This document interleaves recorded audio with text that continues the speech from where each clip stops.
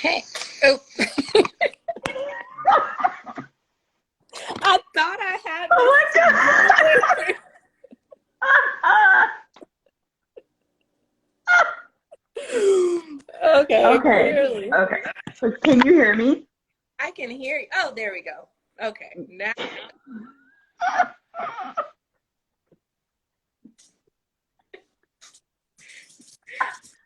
What are we doing? And now Rambo wants to play fetch because, Okay. That's perfect timing. right. So you got it. You got this. Okay. So welcome to my little Women's History Month Women in Entrepreneurship live with attorney Fallon. And I am just really excited because, yes, you are a friend, but also you are just like a badass. And I admire you so much. And so I just want to make sure I'm giving you space and giving you the exposure you deserve. So let's talk about, first and foremost, who is Attorney Fallon? Like, how did we get here? So awesome. Thank you so much for having me today. So let's see. So originally had no intentions of ever becoming an attorney. There was like no one in my family or anything. It wasn't that anyone told me that I couldn't be an attorney. I just had no idea that I could, right? It just wasn't something that I even thought about. So originally, I wanted to be a high school social studies teacher. My mom was that parent that definitely was like, you can't know where you're going unless you know where you come from. And so she always gave me all these books on these like amazing like Black leaders, business owners, entrepreneurs, going all through the systems and fighting oppression in their own various ways. And so I was like, okay, this is awesome. I'm gonna be. But then it's like the closer I got toward like graduation with a history degree, I was like, man. And this was well before now and all like the CRT stuff. But it was like, wait a second. If I teach at a public school, which is what I intended to do, I'm going to be limited by the confines of what the school board, the school, the curriculum, and I was like, I might just get myself in trouble because I'm gonna be like, hold on, that didn't quite happen that way, right? Like Black history doesn't start with slavery. we, we were kings and queens and greatness and all these other things, and it didn't start when we like landed here. And I was just like, I could see myself getting in trouble because I'm gonna be like, well, that ain't quite the way it happened. And so I was really struggling to figure out like what I was gonna do with my life. And one of my dad's friends was just like, hey, have you ever thought about law school? And I was like, no, not at all. Never occurred to me. But I was like, huh. And so I started looking into it, and that's how I ended up going to law school. I originally thought I was going to be a public defender, but I ended up having to take the bar 3 times. I'm a strong believer that the bar is definitely not an actual indicator of of your ability to practice. I mean, I do realize, you want to have some type of standards or something, but this idea, it really tests your memorization skills, and that's not really Oh, law.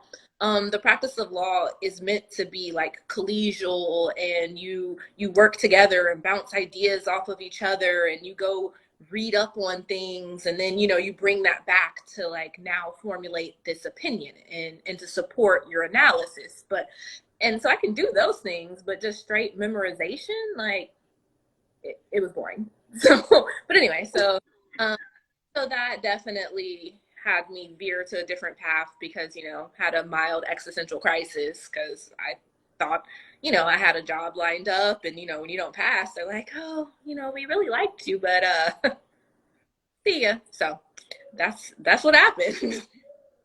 so like when you talk about like, how did you like continue your education? So did you go and get like your BA and then go straight to law school? Like you didn't stop or pause or?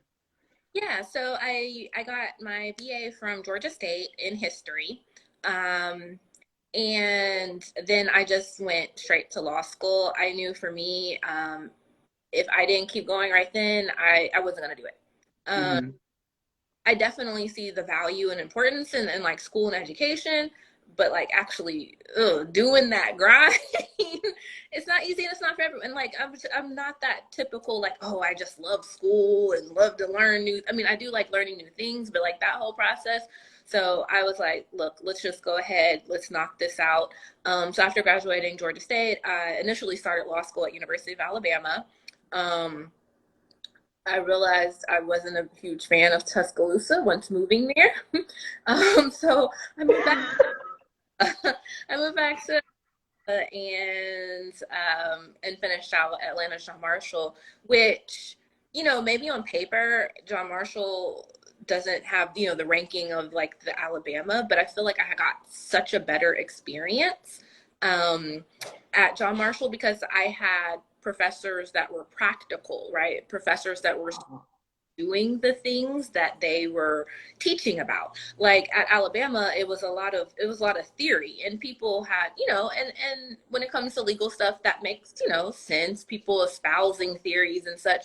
But you have people just, being in academia for 20 plus years as professors versus people that, are still federal public defenders or something of that nature at this very moment while they're teaching. So I feel like I got a more hands-on experience there. Okay. And then, like, I mean, That when you say that, there was also like a challenge with like class. Was there like a challenge with class sizes? Like, was Alabama huge versus like having this like real more intimate, like being able to study and connect to the work? Or Not really. There wasn't a huge difference in class sizes. Typically, a lot of law schools, you know, I feel like each year, law school typically, if you go straight through full time, is a 3-year program, and typically you have around like 300 people per class. And I mean, sometimes more, sometimes a little less. And so, but you do have some big classes like your constitutional law, your criminal law, criminal procedure, torts, which is I call the banana peel stuff. Because people are like, what is torts? I was like, that's like your slip and falls or your, like when you hear those weird, silly hypotheticals, those are yeah. torts. Um, and so those are big. But then as you move further through law school and start picking like, you know, getting into classes and choosing your classes versus like the required ones, your classes tend to get smaller and smaller. And then you have like some seminar classes. And so like, for instance, I was very interested in, because I knew I was going to go into some aspect of criminal law. And so like I also took like some international criminal law class because I wanted to see the differences between like our system and the systems around the world. And so that class I want to say maybe had like 7 people, right? And so it was very much where you could have a lot of one-on-one and just like really dig into some of the issues with your professors. Okay. So tonight's conversation, of course, is about like our businesses and trademarks. And so, like, was that something that you were like, I'm going to study this in law, or was it just something that came naturally to you to like want to pursue that as a profession?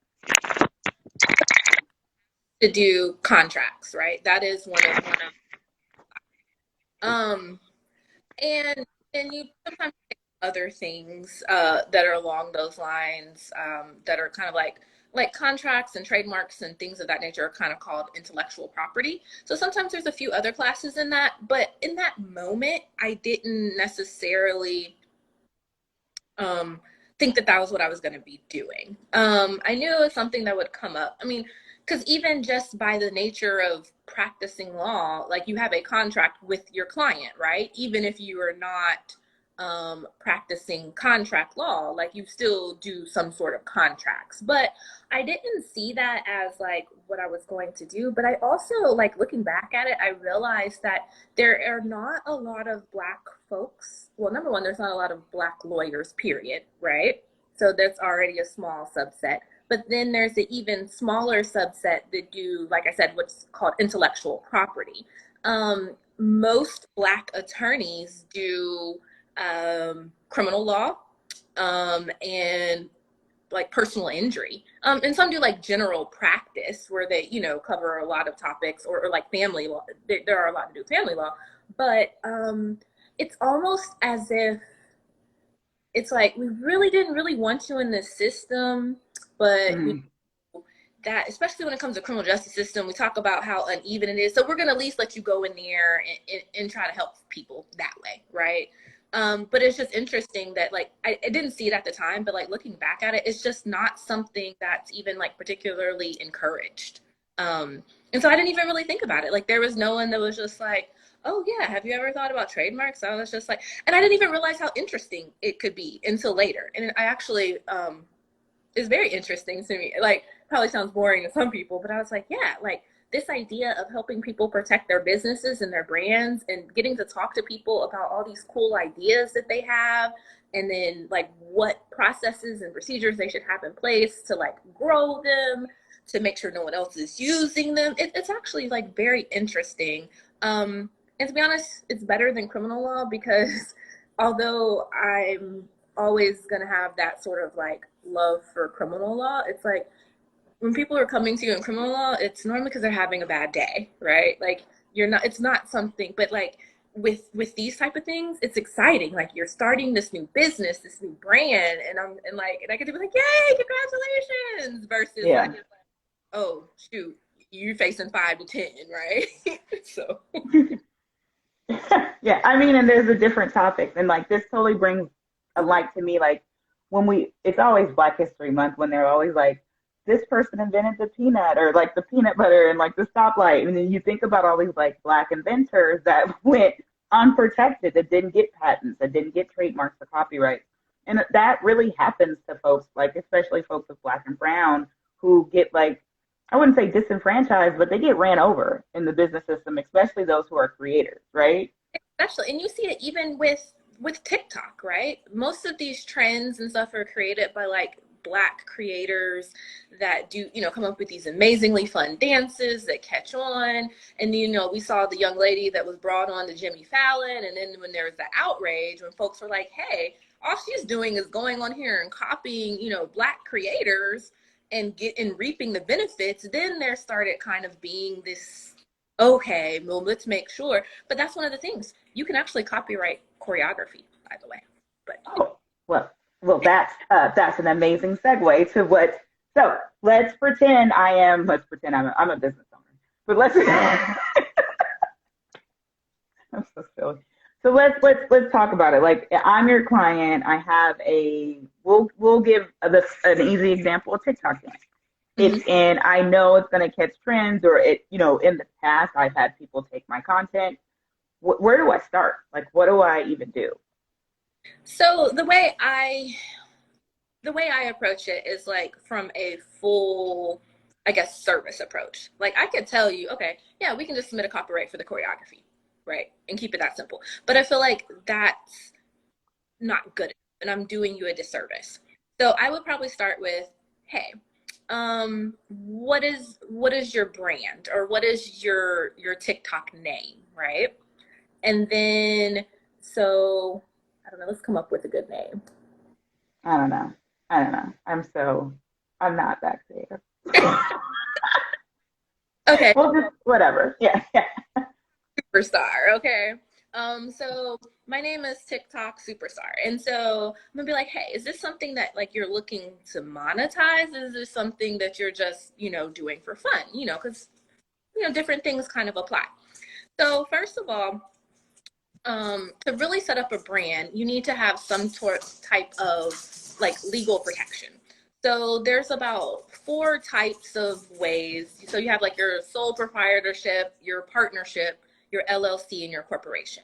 For the most part, I'm never really going to advocate for a sole proprietorship or a partnership because they don't really give you the benefits and legal protections Oh. that you need. Like a sole proprietorship, to be honest, it's not even a formal business designation. Like we talk about it, but it's not like you don't go through your Secretary of State or Oh. a sole proprietorship. Um, and so ultimately, you're probably most likely going to want an LLC or a corporation. For the purposes of this, with our TikTok superstar, probably an LLC, because a corporation you get into like having to have shareholders and annual meetings, and there's a lot more costs and things associated with. But an LLC for even just a single owner business is probably the correct way to go. And you might be thinking, hey, I'm just a TikTok superstar. I'm not a business, right? But it's like, let's think ahead, right? And so you form your LLC and you get an EIN, And so now you get this EIN and you take your LLC paperwork, and now you can actually open up a bank account in this business name. And this is what's important.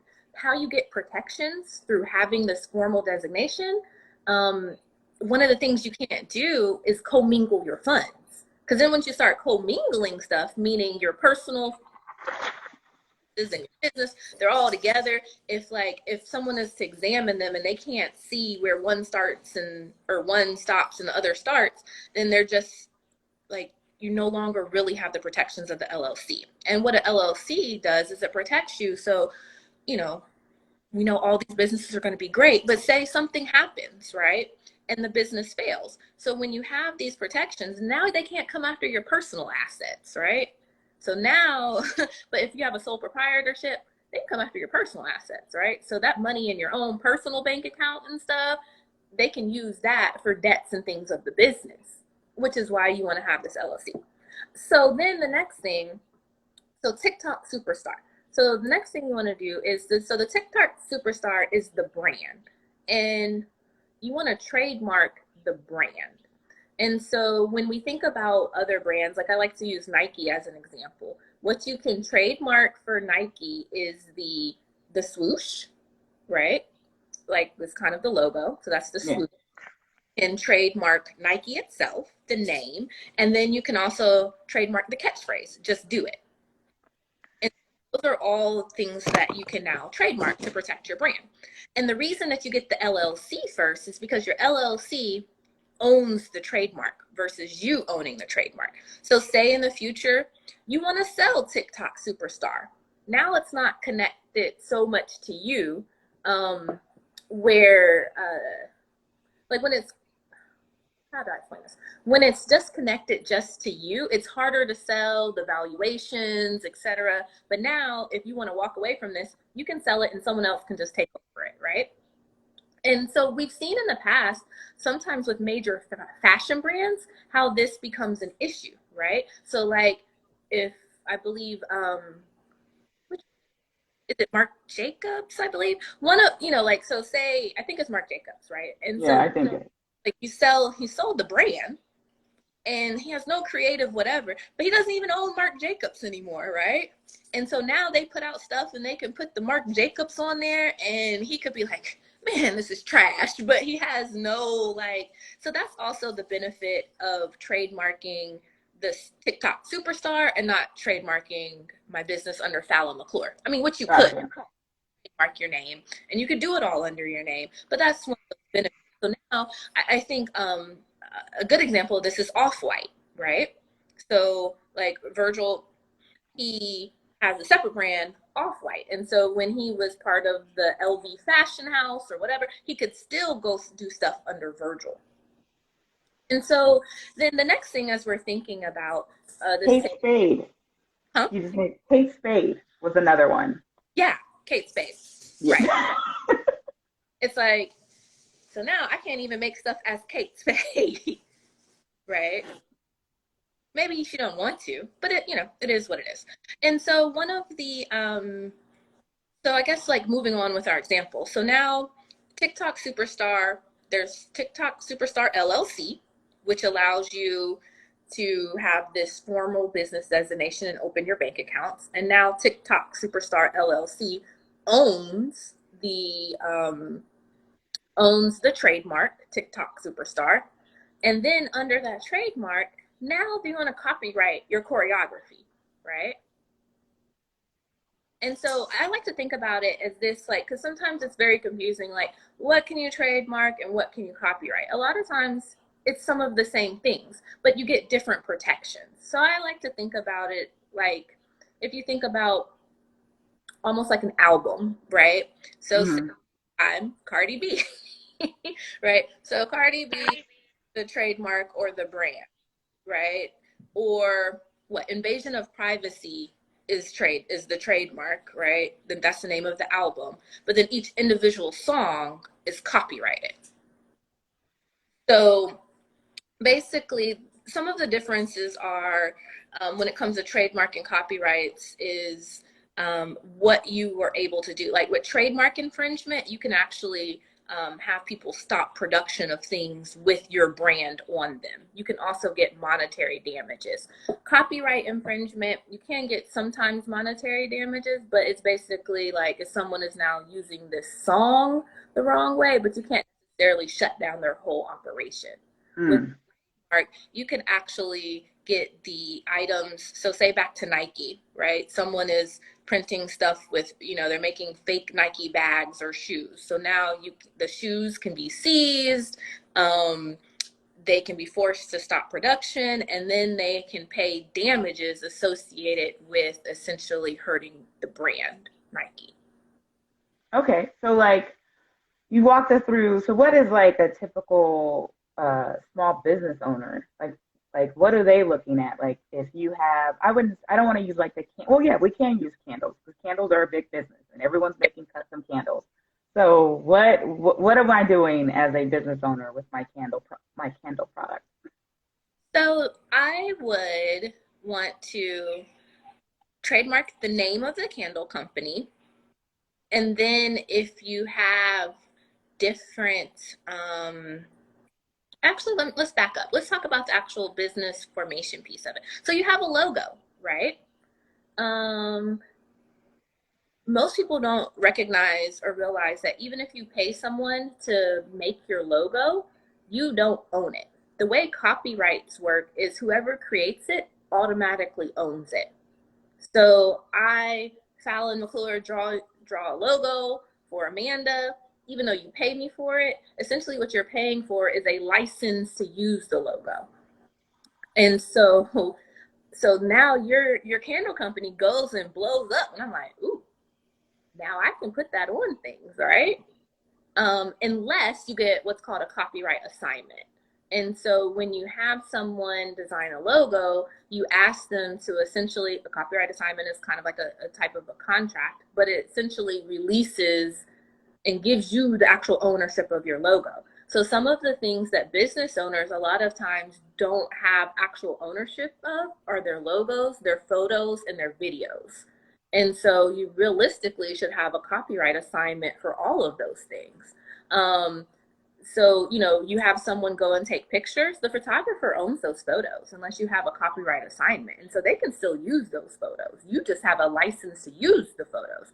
And that's how, if you've kind of seen sometimes like when celebrities post photos of themselves and they seem to get in trouble for it, Yeah. because there is a copyright in these photos from the photographer that took them, even though it's a picture of them.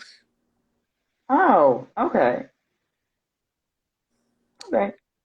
So in setting up my business, so like backing up to my candle, the candle company now. Yeah. Yeah. So that I would do is I would, even before filing the LLC, or even I would have someone, either hire someone or you can do it yourself, but I would probably hire someone to even just do a trademark search, right? To see what's, Mm. so you have a good idea of if this name that you're even using that you want to, before you put all the time and energy into buying a domain and having someone design a logo and forming your LLC, like what if the name that you think is perfect and so unique is already being used, right? And so you're not going to be able to trademark it if it's already in use and being used for the same things. So trademarks have a bunch of different classes. So if you have the name, I don't know, whatever the candle company is, um, and let's just call it candle company, and you're actually selling candles and you have the trademark for candles or for commerce or whatever now, and someone else, I don't know, owns a restaurant called candle company. I don't know why a restaurant would be named candle company, but they do, and they trademark that. So you could have it potentially in different classes, but if it's in the same class of goods or services, then your filing would get rejected because someone else already owns it. So I would, at least, even before we do all of this and think about, because once you start, start spending money, I would make sure that whatever the name or the brand is that I want, whatever my business to be, that the trademark is available. Like you And don't have so to like, give it away, but I would make sure that's available.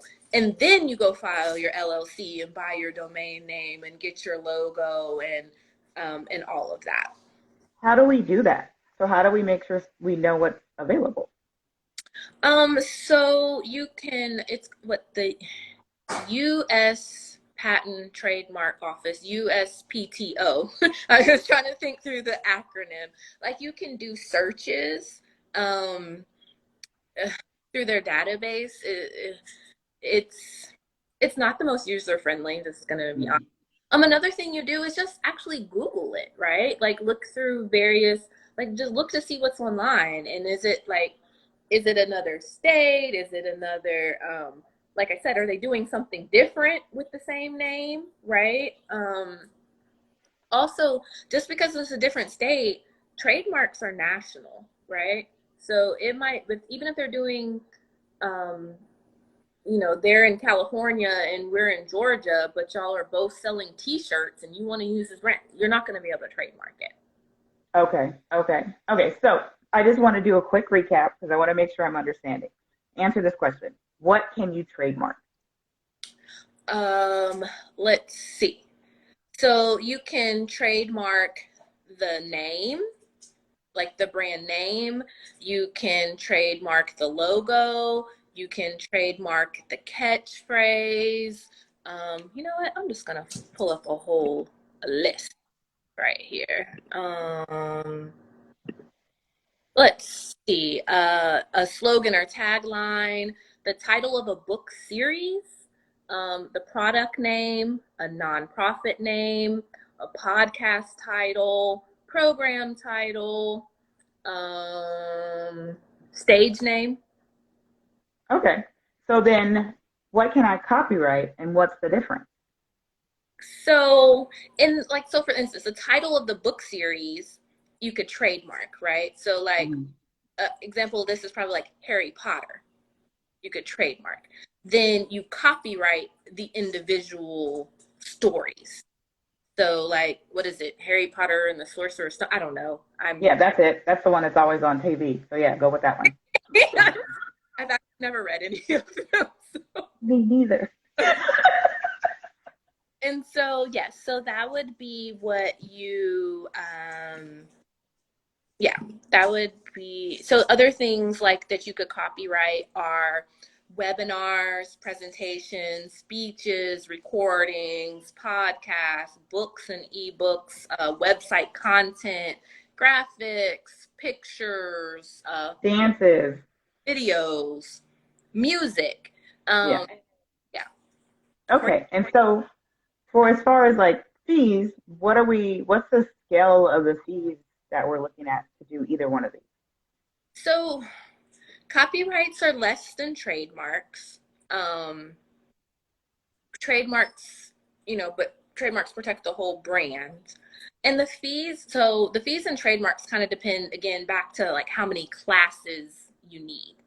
So if you are just doing something in one class and just want protection in that one class, you know, I want to say it's around 275 to three something, just depending on, and then there's more if you need to expedite it for some reason. But trademarks typically take upwards of 9 months. Like it's not a short process. It's a longer process. Um, Okay. Copyrights are less.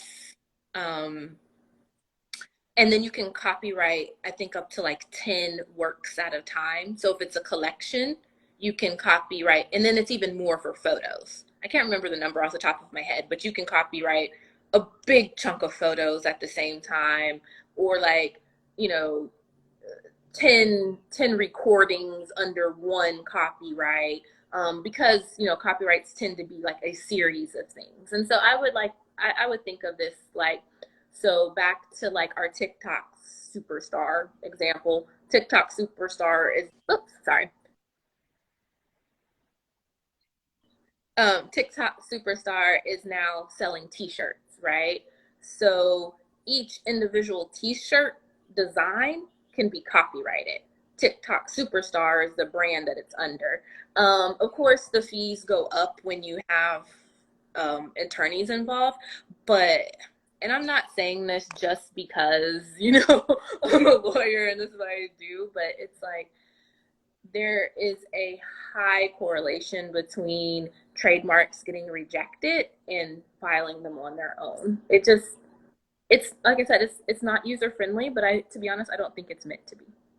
Got it. That makes sense. That reminds me of the guy who went viral this past summer for the slogan "Where the money resides," and he like immediately went out and got it trademarked and copyrighted. Mm-hmm. And everyone was like, "Why would you do that?" And he was like, "Because y'all making money off of me." And so now he can be like, if you're going to use it, you got to pay me, the copyright, or I can also, this is my brand, I can make you cease and desist from using it. So Yeah, and that was like probably the best example I could think of someone on an online situation going offline and making it real. And I was like, oh, right. And then you see things like when you download people's free ebooks or whatever, and there's a copyright at the bottom, or even in some of the emails that you get from folks, there's like, this is copyrighted, this is it. So things that I'm just learning is like trademark, if you're going to do that, it has some built-in time in your business up front, at least 9 months if you're trademarking things. Copywriting, we didn't talk about how long that process takes. It doesn't take as long, but I will say the thing too is even though it takes a while to do it, you get the protection goes back to from when you're using it. Okay. Also, I want to point out that for copyrights, sorry, I'm trying to make my phone. It's like in low power mode, so it keeps. But other thing too, I think a lot of times what people think about or try to talk about is like a poor man's copyright. That because yes, as soon as you create it, you own it. But if you don't register the copyright, that's how you get the protections by the actual registration. And copyright registration doesn't take near as long as trademarks, so it could probably be done in a few months. But you can still essentially, as soon as you've made it, you own the copyright. It's just not registered.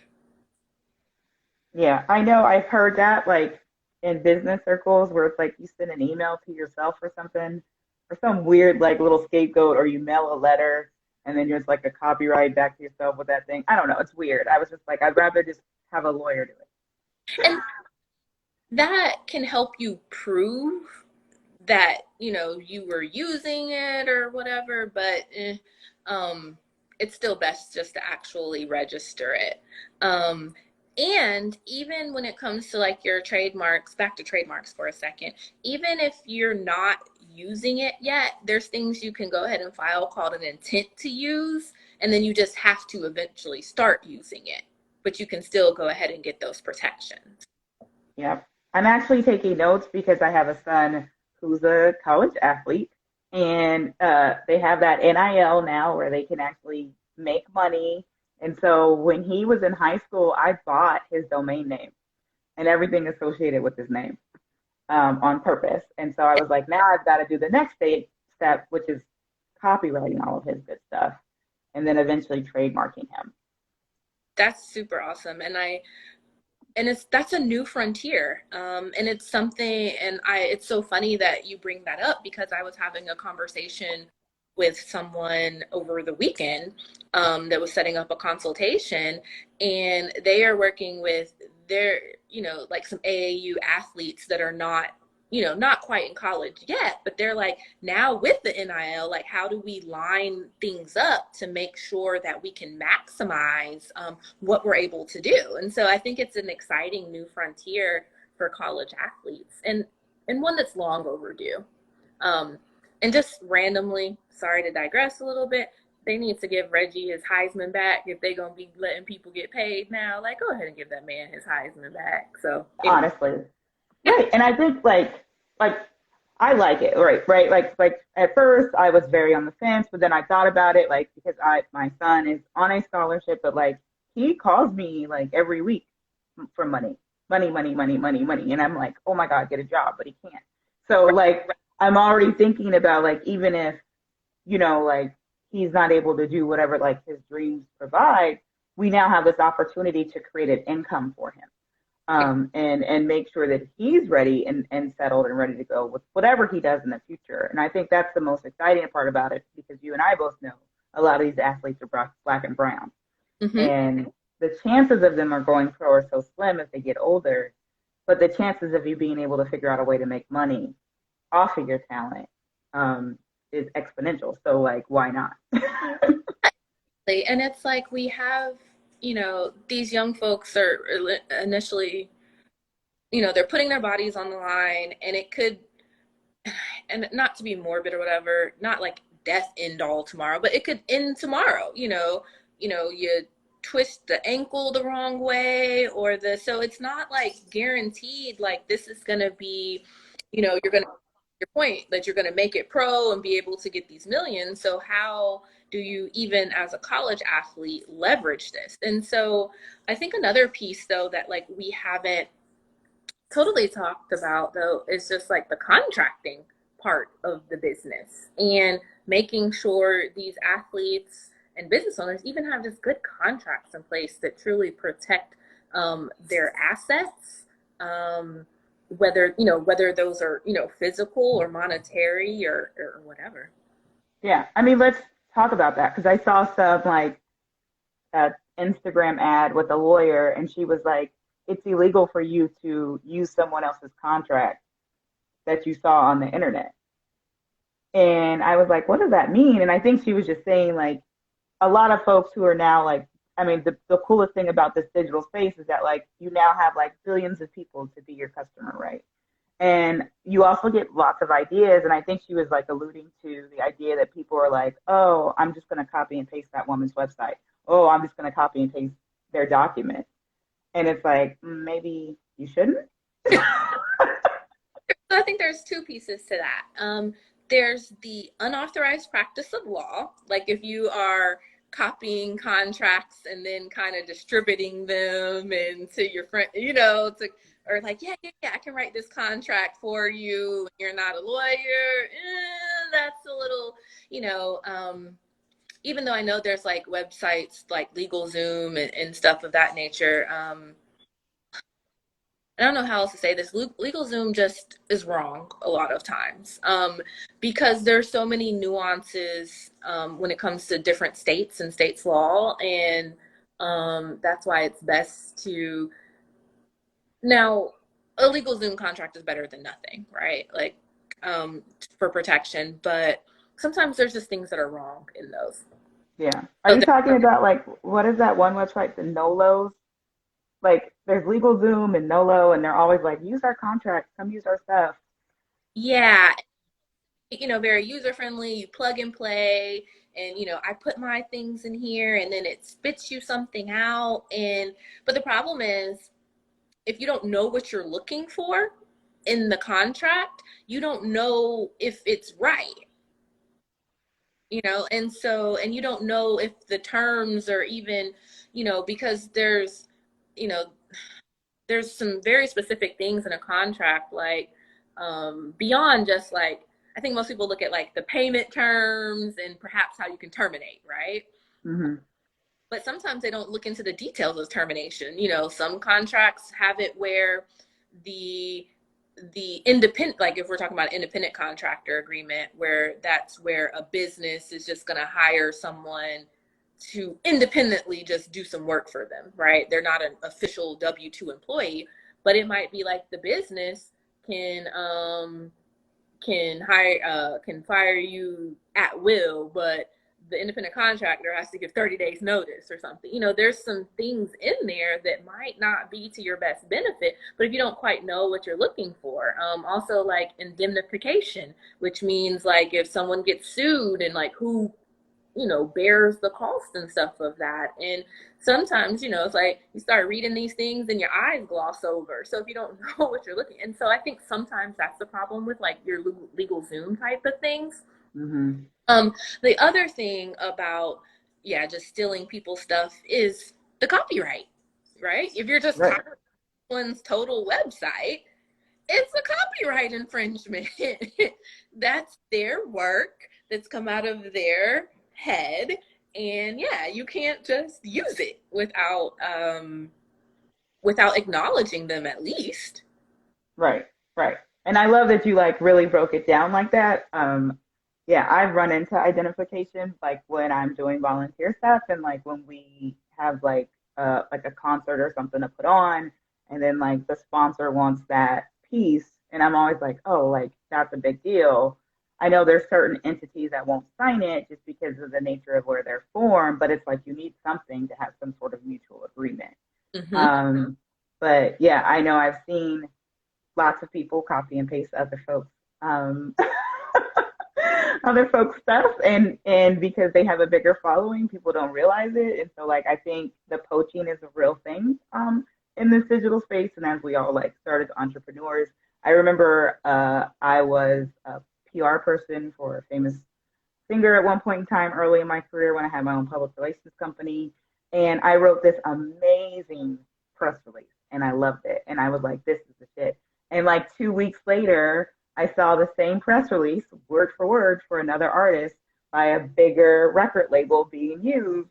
And I was like, I have no protections because here I was doing this I-9 stuff, writing this content out, and they used it. And it was, But and that's another thing that, to your point, that you can put in the contract, especially when it's an independent contractor agreement, you can say who owns what, right?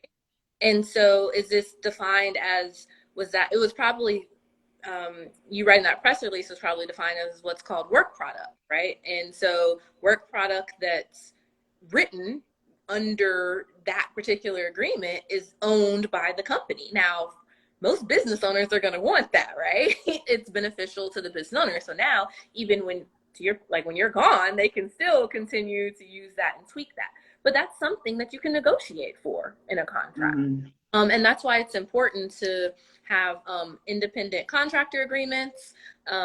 If you're, working as independent contractor, operating agreements, especially if your LLC has more than one owner, just mm-hmm, clear on how things work and who owns what and who's responsible for what. And then there's also like, engagement letters and stuff to just lay out the details of like when you are now maybe business to business, right? Like this is what's expected, these are the terms, this is who owns what. And so essentially you just want to have everything in some form of contract. Also an operating agreement.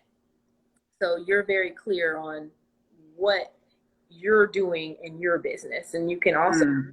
look back, am I following my own processes?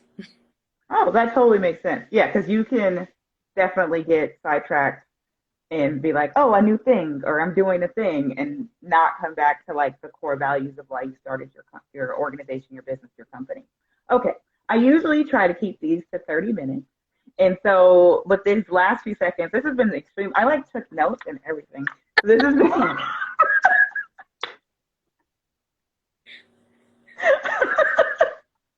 I'm like, she's too busy for a free consultation with me. I'm just gonna take some notes.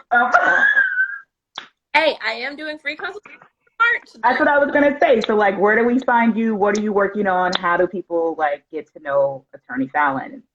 So of course I'm on the socials at Attorney Fallon, Instagram and Twitter, although I'm not on Twitter much, but mostly Instagram. I am on Facebook at Fallon McClure Law, and then my website is fallonmcclurelaw.com. Right at the top, there is a book a consultation link. I am happy to talk through all of this, and for March, doing free consultations, like legit free. But even when in April, they're typically $100. But that $100 goes toward any services that you decide to use. So it's still kind of free, right? Like because Yeah. like it still goes toward the services. Just want to, sometimes want people to make sure you have skin in the game, right? But yeah, and so that's where all the things are. I also, there's some links for like nonprofit consulting or advising if it's, specific to a nonprofit. Make sure though, if you're in March, you scroll down to the one that says March special. If not, it's going to ask you for the 100 to be able to book the consultation. And yeah, so we can talk about whether it's just the business formation, we can talk about trademarks, but really can just talk about whatever you need for your business. You can just lay it out to me what you're looking for or what you would like to do. There is a criminal defense consultation on there. Hopefully no one needs that. But that's for misdemeanors only. I don't do felonies anymore. But that's all. Everything is on my website and yeah, or on the socials. Awesome. So this will be living as a video on both of our thing, and I will make sure to reshare and share again. And thank you so much for doing this. I super appreciate you. I've learned a lot actually, so I should have been talking to you a long time ago. But I know who I'll be talking to in the future about my son stuff. And again, thank you so much, Fallon. I appreciate you. Bye. Bye.